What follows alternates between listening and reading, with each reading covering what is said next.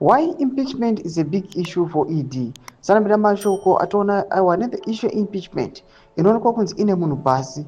Toona ma citizens everywhere. Kungawa mabasa ma streets everywhere. People they are just talking about this issue impeachment. Vachiona kuti aiwa this is the only constitutional mandate. Inoonekwa kuti panguva ino ikarezewa aiwa inotopula mutungamiri wenyika aiwa akasara asina chigaro pakatsvakwa someone aiwa to replace him. Sanambira mashoko mudanyo pana upload subscribe or like on the bell icon. Team on the standard newspaper mudanyo rachiti President Emmerson Mnangagwa is not safe from impeachment. Even at a time the ruling ZANU-PF enjoys a 2/3 majority in parliament.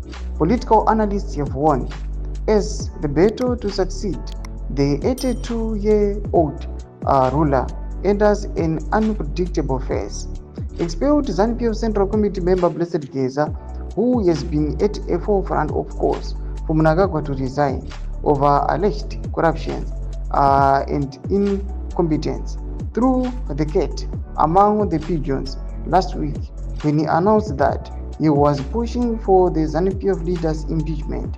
He claimed that the president was suffering from serious dementia, which made it impossible for him to run the country effectively.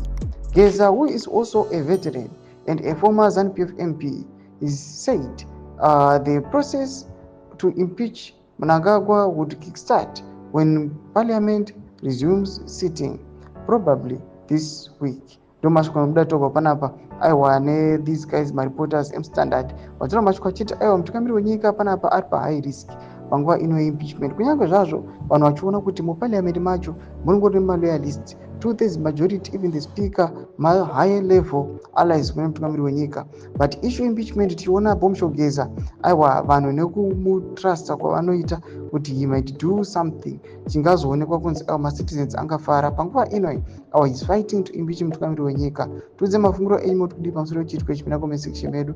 Don't subscribe or like, turn on the bell icon.